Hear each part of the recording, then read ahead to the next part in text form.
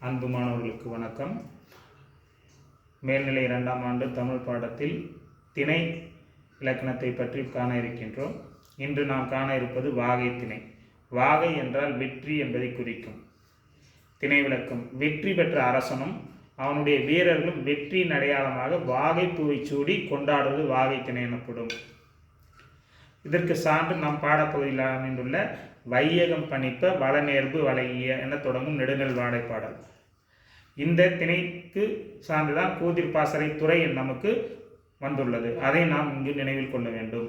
திணை பொருத்தம்: நக்கீரரின் இப்பாடல் போர் பாசறையில் தங்கியிருக்கும் பாண்டிய நெடுஞ்செழியன் மன்னனின் வெற்றியை பாடுவதால் இதில் வந்துள்ள துறையை நாம் மறுபடியும் நினைவு கொள்வோம். கூதிர் பாசறையில் தலைவியின் சிந்தனை இல்லாமல் பாண்டிய நெடுஞ்செழியன் இருப்பதை கூறும். அதேபோல் போர் பற்றிய செய்தியிலும் அதில் வெற்றி பெறுவதையும் பற்றி பாடுவதால் இது வாகை திணைக்கு பொருந்தி வருகிறது. வாகை என்றால் மறுபடியும் நினைவில் கொள்வோம், வெற்றி. நன்றி, வணக்கம். வாழ்க வளமுடன்.